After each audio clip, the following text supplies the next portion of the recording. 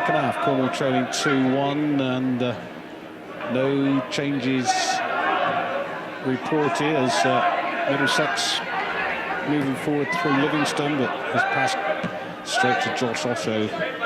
Penrose, a little bit fortunate to get away with that one, but O'Hore is there, winning the ball back.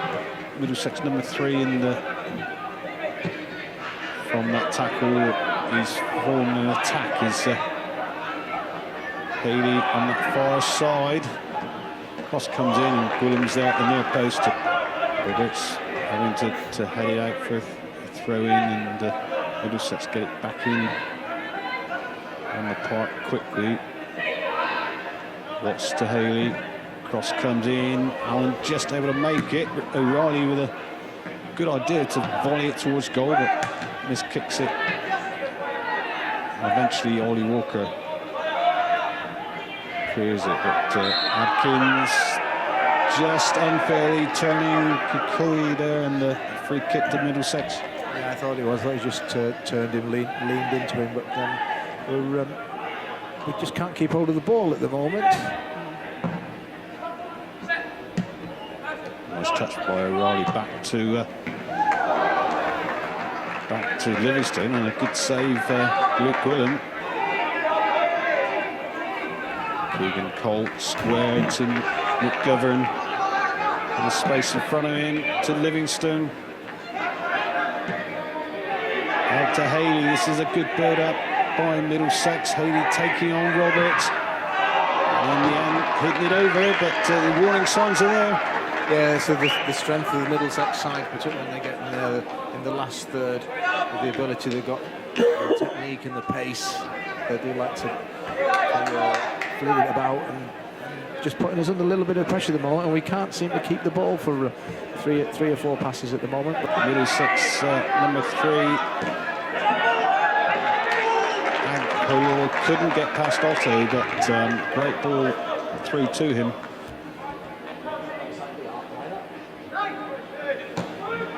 Come in near post. Gwillim gets both hands to it with a punch out, but still under pressure. And that shot, no danger. Just a few seconds breather for Cornwall, perhaps. Right flank. Substitute cuts back. Ball in just behind everyone. O'Reilly knocks it back to McGovern. Tries to almost place it towards the corner. O'Reilly now with the effort, and further away than that crowd of Middlesex supporters over there think that one was.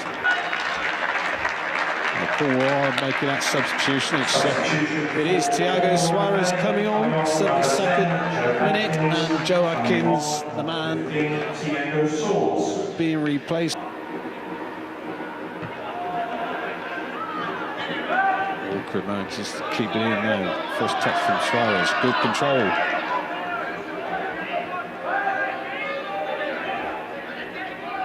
Walker, Harrison is there, but stays on that left side. Suarez with the cross in. Oh, Bucket eludes him. Penrose. Oh, great save by Todd. Cross comes, or a header back in by Suarez, and then off the Middlesex foot, and it's a corner to Cornwall. Oh, unlucky boys, unlucky. At least three chances where they were considered. Middlesex just threw their bodies on the line. To be fair, they defended well. But it just shows we just need that little break. Suarez, the introduction coming on, looked really sharp, nippy, got to the byline, pulled it back. Really, really unfortunate. Come forward too much, but trying to get Penrose away. Suarez running at the defence and teasing ball cross back, and not quite able to make it. No, he did well, backing up there, got onto the ball. Little jink, dropped the shoulder. He didn't really fancy himself with that. It was neither sort of a cross or a shot, really. I think that both their substitutions, actually, I thought the 4 has been quite influential. Has broke up a lot of the Cornish play, and the distribution's been good. And the 9, I thought the 9 was a real thorn in our side up front there, but and they've both been taken off. So Cam Turner looks up with his unfavoured right foot. That's a good ball towards Walker. Walker's testing. He can't quite get the ball down, and then he does turn, and it's blocked. Unlucky for Ollie Walker there. Delivery is what it's all about with this free kick. We're right behind it. Ed Harrison to take it. Turner's up there, Allen's up there. The ball comes in, far post. Suarez was shaping up to have a shot. Cross is in, far post. Walker goes up, bucket with a header, but it's one man down for Middlesex. Cornwall supporters cheering the players on. This Walker on the ball. Oh, a foul by Daniel Watts and Ollie Walker. Well, I haven't seen him jump that high. I'll tell you what, if that was a bar there, he'd be somewhere close near the high jump record. So 90 minutes on the clock. We know there's 6 minutes added time. Harrison to take the kick. Coming in, towards everyone. And a foul by either Bucking or Allen, I'm not sure which, but the referee's there right on the spot to blow his whistle.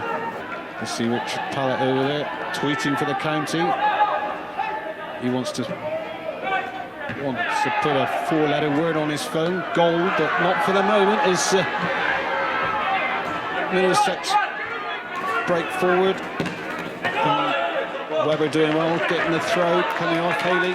No, it's good tactics. You've just got to throw everything to the wing, because believe me, Middlesex will not be feeling comfortable at all. So we just let's take the game to them. Let's put the pressure back on them again. Turner to Rapsy, good touch towards Harrison, but Mooney held strong.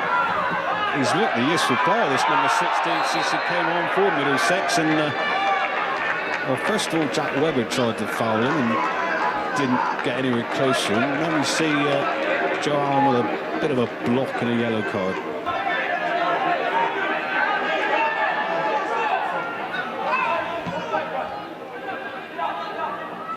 Oh, nice turn by Buckham, but slightly misuse of his body. Yeah, it's the first time we're in here. I think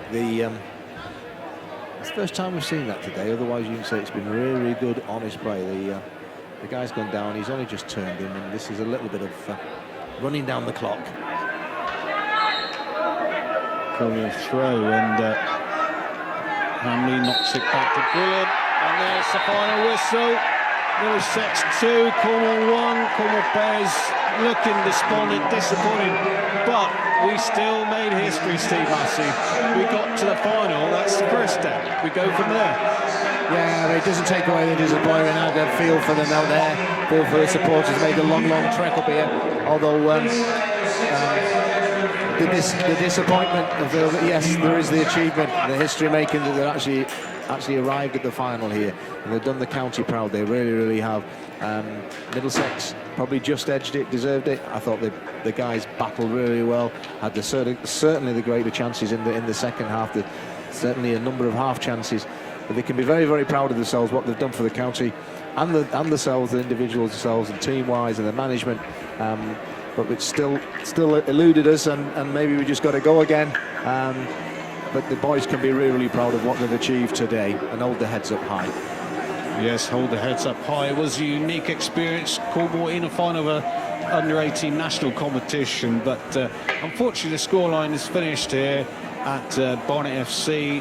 Middlesex 2, Cornwall 1. It was lovely to be a part of, really. So I did enjoy it, but it was just obviously towards the end. It creeps in a little bit more. It is getting a bit tighter. So. Yeah, overall I've really enjoyed the day, so we've just got to keep our heads high really and just keep going, and obviously the boys are playing next year, just kick on again and try and do the same thing, go that extra step. So. All the goals in the first half, 8 minutes they scored, and a great response, Josh Penrose slamming it in at the far post, but that goal conceded just before half time, you know, what was told in the dressing room? How was the reaction of the players? Well, it was a killer, really. Just obviously before half-time, we didn't have much. Well, yeah, it's just hard to take, to be honest. But Glyn obviously spoke to us at half-time. We needed to tighten it up a bit on those set pieces because they were causing us a bit of trouble. So I thought second half, when we looked at it a bit more, we coped a little bit better. So it's just, yeah, can't really say much more, really. No, but I don't think we should lose sight of what has been achieved.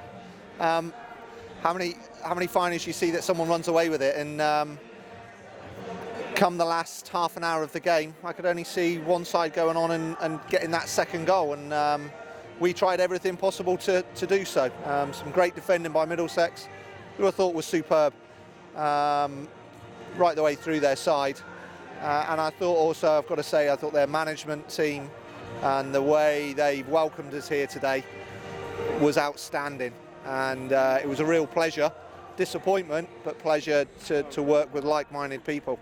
The boys are going to be disappointed, but hopefully it will be short-lived. And these players have left their legacy in county youth football, and it's going to be a really hard task for anyone to follow that. Hopefully we'll have the opportunity to try again next year.